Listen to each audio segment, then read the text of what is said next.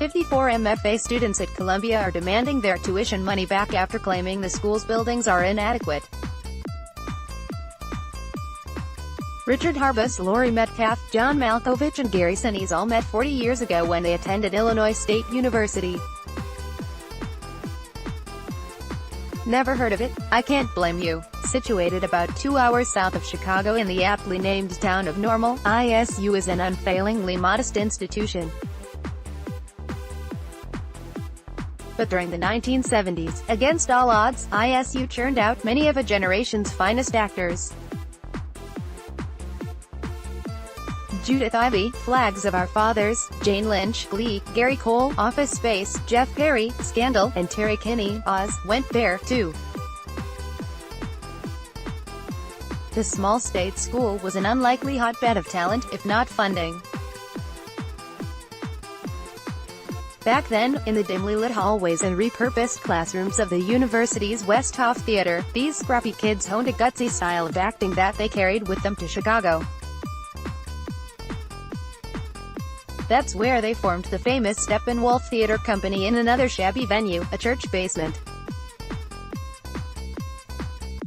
There were no billionaire donors, no Manhattan galas honoring Meryl Streep and no fast-track paths to Broadway.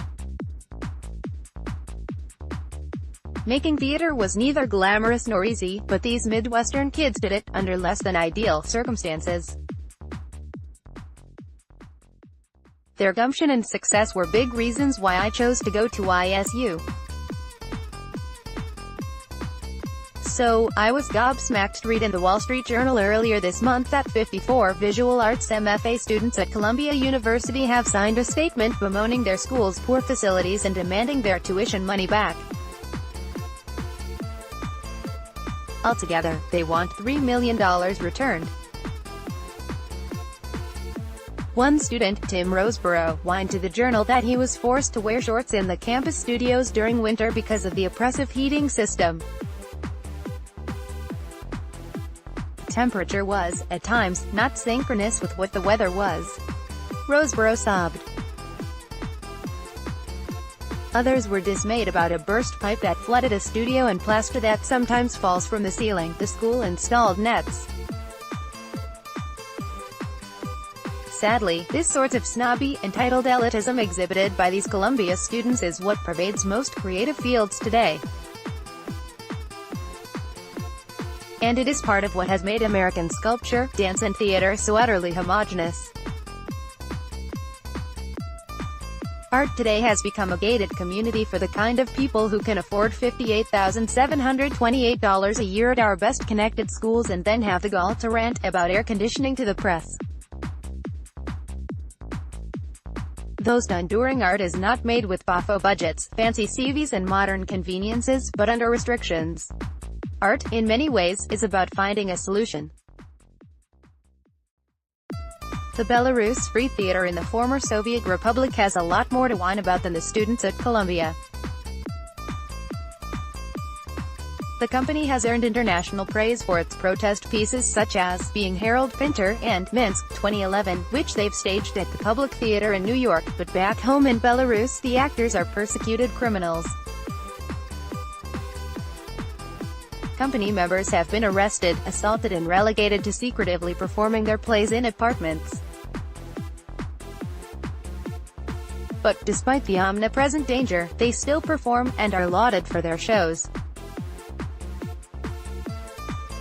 Shiny new facilities and expensive degrees do not alone make great artists. British graffiti master Banksy, possibly the most buzzed about artist on the planet, operates in a constant state of legal risk.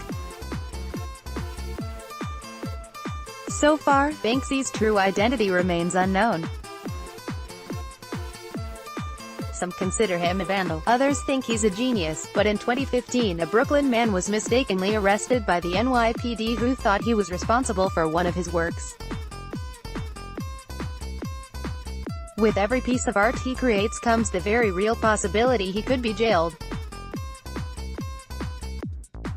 But now, instead of taking risks to make art, students expect pricey institutions to turn them into instant artists, swaddled inside posh buildings with comfortable conditions. One graduate school professor friend of mine, who asked not to be named, calls this the professionalization of art, and says it might destroy the American theater. Most playwrights used to just write a play, he told me. Now you study for years with Paula Vogel, and you write the same play that's not quite as good as Paula Vogel's. It's self-perpetuating liberal elitism. Shiny new facilities and expensive degrees do not alone make great artists, just like a $2,000 MacBook Pro does not make somebody a better writer. Ingenuity does though, and having something important to say. Hey, Columbia students, you know how artists used to protest against the system? They made art.